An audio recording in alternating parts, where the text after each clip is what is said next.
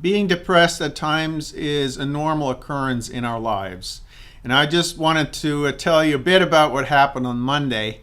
I had a pretty important meeting with officials from the university to talk about my mouse colony and how it's supposed to be financed and things like that. And of course, for this course, these mice are crucial. So this was a very important meeting for me, and I was looking forward to it to make sure that support would continue. But then when I got to the meeting and we started discussing the issues, it didn't necessarily come out as well as I had hoped.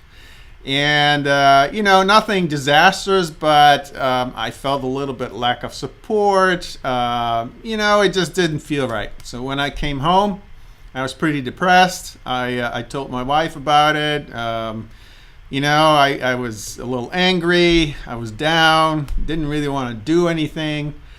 But then after a good night's sleep, I was feeling a little better in the morning, and then by the end of the day, the next day, I decided, you can start worrying about this or start doing something about it. So I'm now working on addressing the issues that were brought up, and so I'm taking a positive spin, and my depression was gone. Now, this is normal for anyone. You may have a couple of days that you're depressed. Even, for example, when you lose a loved one, you may be depressed for weeks. And there's nothing abnormal about that.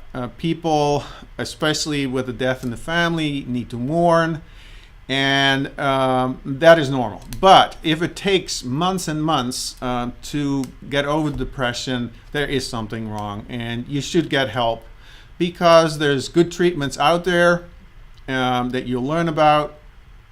And as I said in my introductory video, there are certain risks to depression, which includes attempted suicide or suicide. So these things need to be looked at by professionals and treated if necessary. So as you can see, I'm smiling again, no more depressed, and I hope the content in this module will not make you depressed, but actually will encourage you that if you're a little depressed, to either find help or to